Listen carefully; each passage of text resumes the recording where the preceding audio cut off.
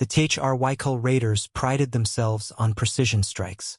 For centuries, they had descended upon weaker worlds, snatching resources and, when profitable, children for labor or ransom.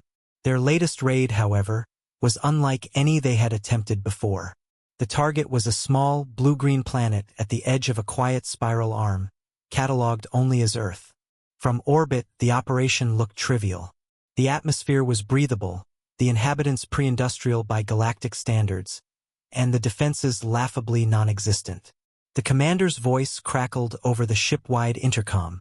Teams Alpha through Delta deploy. Secure the specimens. They are only children. Minimal resistance expected. The raiding craft cut through Earth's skies under stealth screens, landing in the shadow of a forest near a small human settlement. The alien soldiers moved swiftly, surrounding their chosen targets. 3 children playing near a creek. The children were no more than 10 Earth years old, laughing and tossing stones into the water.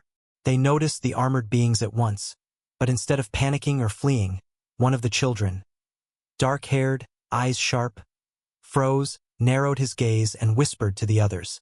The aliens didn't hear what was said. They only saw the children scatter in different directions. Pursue. Do not let them escape, barked the squad leader. The HFY soldiers had abducted hundreds of species offspring before, and all reacted the same. Crying, begging, sometimes hiding. But humans were different. The first boy led his pursuers through tangled undergrowth, weaving like he knew every root and branch by instinct. One soldier tripped on a hidden snare, the kind no child should have been able to craft so quickly. Another fell when a rock, hurled with unnerving accuracy, struck the joint of his helmet. By the time they managed to seize the boy, 2 soldiers were incapacitated, their armor dented. The child wasn't crying. He was grinning. Meanwhile, the second child lured her hunters deeper into the creek.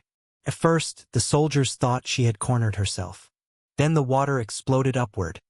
Rocks dislodged, sharpened sticks hidden beneath the current drove into exposed joints of armor. One soldier shrieked as his leg was pierced. The girl darted forward, using the chaos to vanish into the forest. The third child was found sitting calmly in a clearing. When they approached, he said nothing, just stared at them. His steady, unblinking gaze made even armored warriors hesitate. As they stepped forward, a low rumble vibrated through the ground. From the trees, massive shapes emerged, wolves, not tamed, not controlled, but somehow aligned with the child, who rose slowly and whispered a single word the aliens couldn't translate. The wolves attacked without hesitation.